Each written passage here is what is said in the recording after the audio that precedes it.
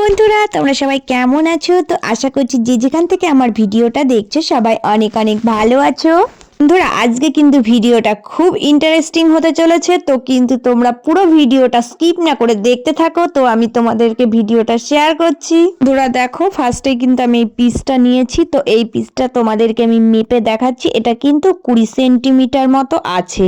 তো 20 সেন্টিমিটার পিসে আর কি করা যাবে, কিছুই হবে না। তো এই পিসটা আমি যখন ব্লাউজ বানিয়েছিলাম, তো তার থেকে আমার এই অংশটুকু মানে থেকে গেছে। তো এটা দিয়ে কি করব, তো ভাবছি চলো এটা দিয়ে আজকে আমি তোমাদেরকে একটা খুব সুন্দর কিন্তু একটা ডিজাইনের ব্লাউজ বানিয়ে দেখাবো।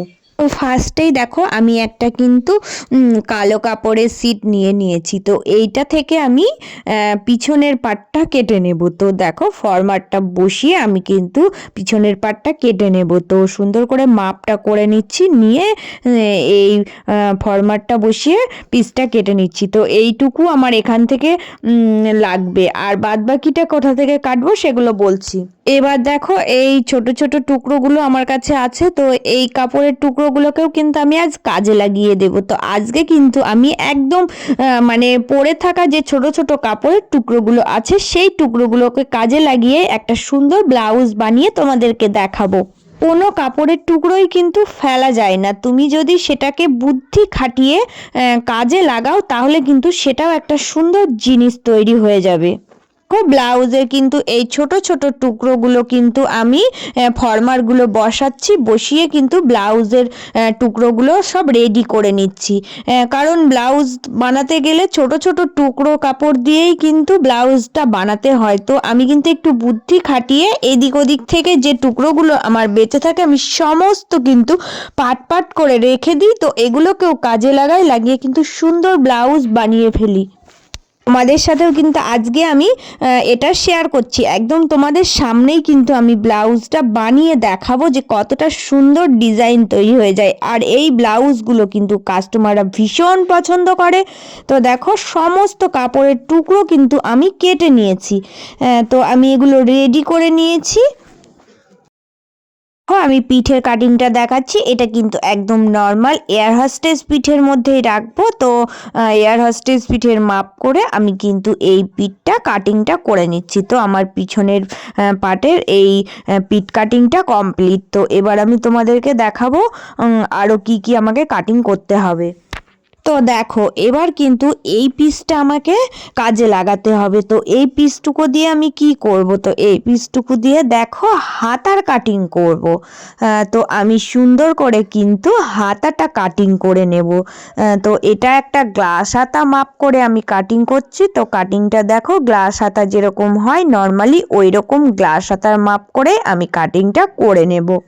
দেখো, হাতার এই কাটিংটা করার পরে আমি কিন্তু সরু সরু করে দু টুকরো কাপড় কেটে নেব লম্বায়। তো দেখো, লম্বায় কেন কেটে নেব, কারণ হচ্ছে সামনে দিয়ে আমি কিন্তু একটা বিট তৈরি করে দেব।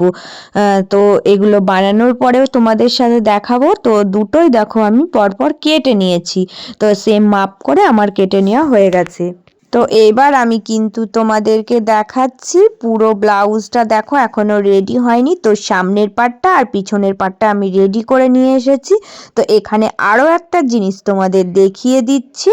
এবার কিন্তু আমি লম্বা করে টুকরো কাপড় কেটে নেব হাতার যে কাপড়টা কেটেছিলাম ওখান থেকে। কারণ হচ্ছে এই নিচ দিয়েও আমি বিট তৈরি করে দেব, কারণ এই বিট দেওয়া ব্লাউজগুলো কিন্তু খুব সুন্দর লাগে। তো দেখো, এইভাবে আমি কেটে নিয়েছি। আর এই যে সামনের গলার দিকে গলাপট্টির জন্য আমি দু টুকরো কাপড় কেটে নিয়েছি। তো এই কাপড়ের টুকরোগুলো দিয়েই কিন্তু আজকে আমি পট্টি তৈরি করব। তো পট্টিগুলো বিট ভাবে দেব যাতে সুন্দর দেখতে লাগে। তো পুরো ব্লাউজটা আমি রেডি করে এনে তোমাদেরকে দেখাচ্ছি। তো তোমরা দেখো ব্লাউজটা কতটা সুন্দর এসেছে। এই দেখো, হাতায় কিন্তু আমি কালো কালার দিয়ে বিট দিয়েছিলাম, আর দেখো বডিতে আমি নিচগুলো এই হাতার কালারটা দিয়েই আমি কিন্তু বিট দিয়েছিলাম। আর সামনে গলার পাইপিংটা এরকম ছিল। তো আমি কিন্তু একসাথে সুন্দর করে এইভাবে ব্লাউজটা ম্যাচিং করে বানালাম।